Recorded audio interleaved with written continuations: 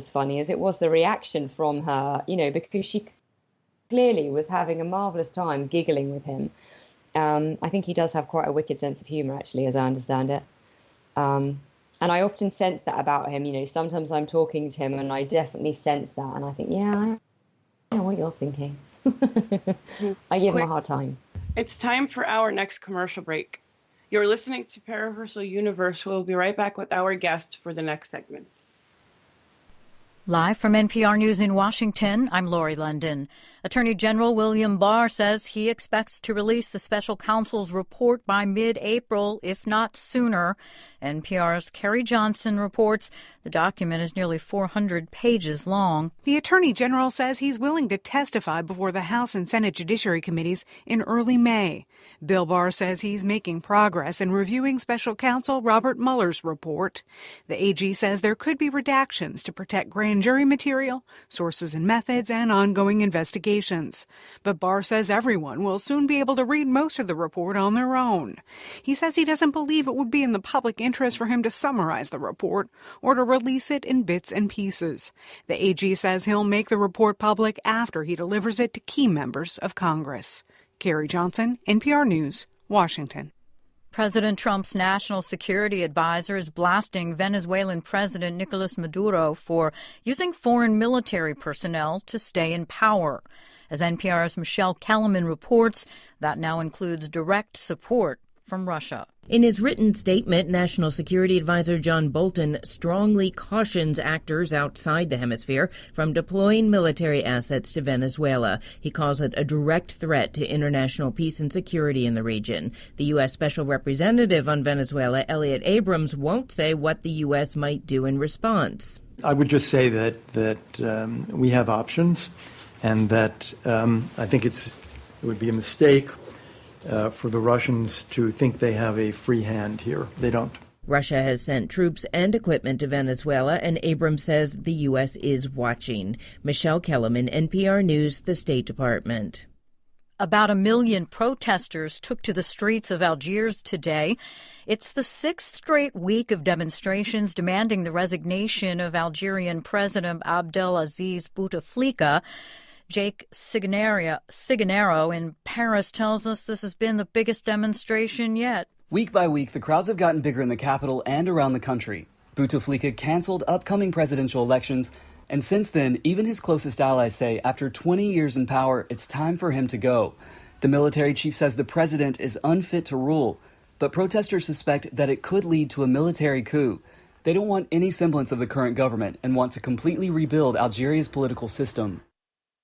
That's Jake Siganero reporting. While many resent the power held by Bouteflika, they also reject the idea of army intervention in civilian political life. Today's report on consumer spending suggests the economy slowed down in the first quarter. Consumer spending accounts for more than 2/3 of the U.S. economic activity. On Wall Street, the Dow closed up more than 200. This is NPR. Legendary filmmaker Agnès Varda has died. She was 90 years old. In a career that spanned more than 60 years, she was known as the mother of the French New Wave, as NPR's Elizabeth Blair reports. Agnès Varda was known for poetic explorations of the human condition. A drifter, a singer waiting to find out if she has cancer. At age 88, Varda and the street artist, known as JR, traveled the French countryside in the documentary Faces Places. On village buildings, they plastered enormous photos of the locals they met, farmers, striking dock workers. As Varda put it, people with no power. Chaque visage a une histoire. Every face has a story, Varda says in the film. Varda was a trained photographer, and it shows. Critic Roger Ebert said she captured the essence of her characters in their placement in space and light. Agnès Varda received an honorary Oscar for her body of work. Elizabeth Blair, NPR News.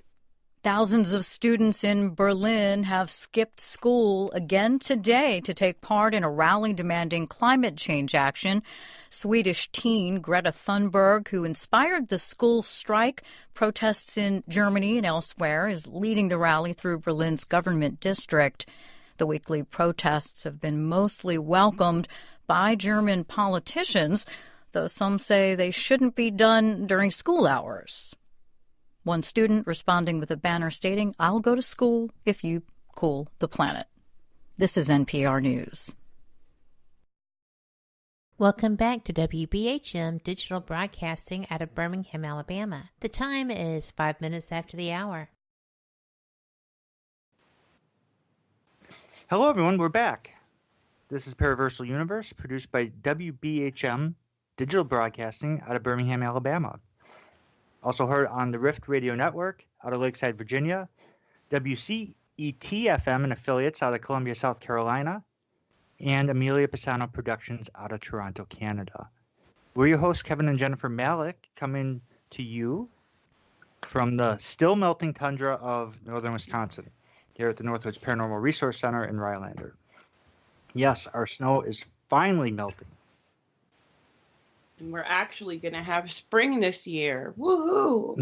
You can always enjoy excellent fringe talk radio for awesome and informative radio shows about the paranormal, supernatural, esoteric, and for TN topics on this network and affiliate platform websites. Not only our show, but many other good shows about different facets of the unknown and unexplained. Much to listen to and much to enjoy. Stream live on TuneIn, iTunes, or the Paranormal Livestream app, available from Android app and the iTunes Store. This segment is brought to you by the Supernatural magazine, where our articles can be read. All right, back to Paraversal Universe. We are talking to Claire Waters about psychic children and her book, Raising Faith. Claire, are you still with us? I'm here.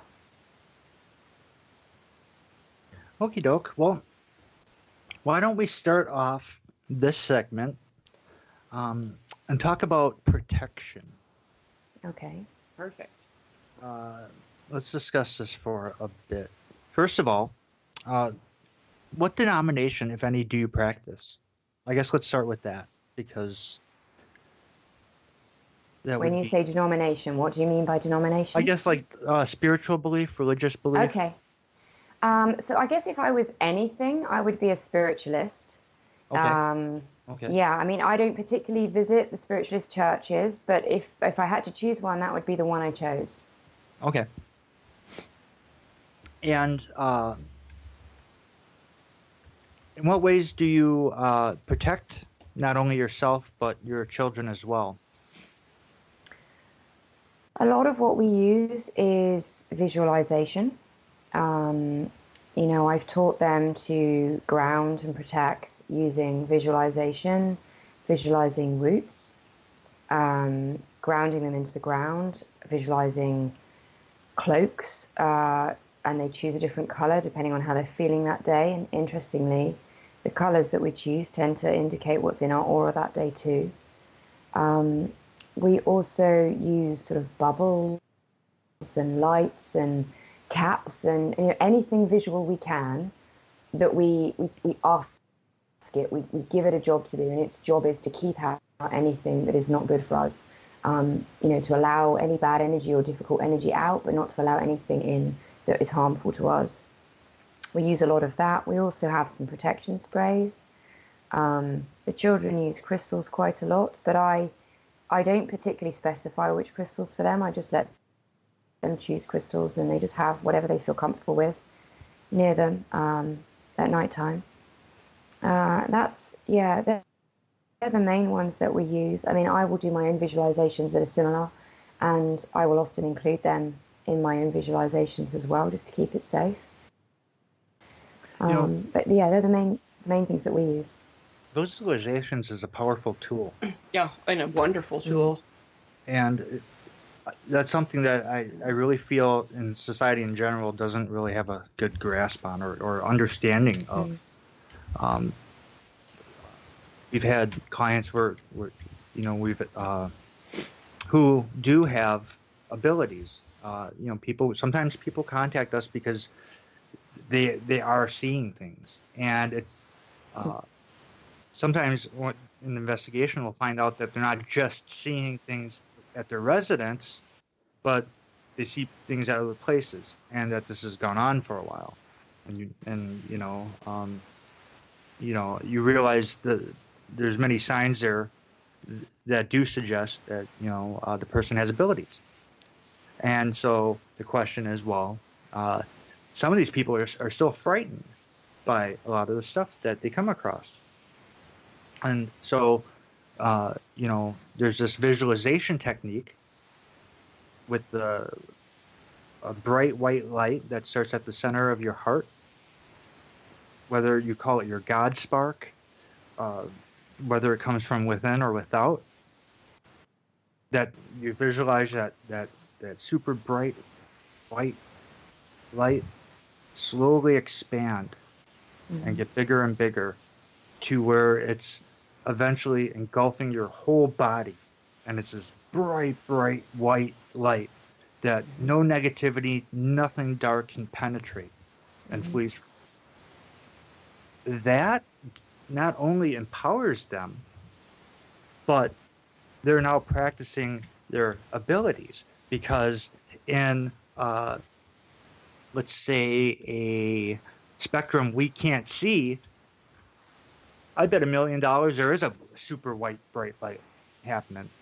And if there's anything within that vibrational area that's negative, I think it would flee. I mean, we see like Shaolin monks, for example, the power of their mind and their abilities that they can use.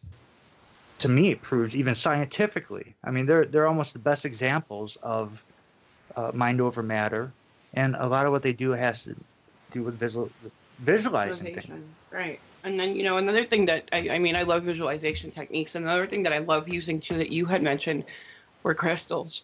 I have certain crystals that I carry around when I wear them, and when I'm not wearing them, they're in my pockets. Yeah. Because they have just as much of protective energy. Like, I'll give you an example. One of my favorite stones to use is called black tourmaline. Yeah. What that does is, first off, it bombards you from getting nailed with high amounts of EMF, and it puts up a psychic barrier of protection around you. And it'll keep anybody that doesn't resonate with you as far as energy level or vibration goes away. And the same thing goes for spirits. So if you have someone, for example, a spirit that may be trying to attach itself to you, but you have a piece of black tourmaline on you, it tends to stay away from the vibration of the stone. So it's a repellent. Awesome. Yeah. Yeah, and it's really interesting, I think, with children. They often intuitively choose what they need. I think we all do to a point, but obviously they're so in tune. They just choose the ones that they want, and they're usually the right ones they need as well. Yeah, and what I love about that too is the fact that not only are they choosing to work with these particular stones, but the energy beings from these stones are also choosing to work with them as well. So it's kind of a double-sided relationship there. Yeah, it's a nice idea. Yeah, lovely. Yeah, so that's kind of what we do. And I do think that's really important. I think before we did that, we were being affected by certainly picking up people's energies out and about wherever we were going. So it's important for us to do that here. And this goes hand in hand with the practical suggestions that were brought up in the initial bio we read regarding raising faith, or regarding the book.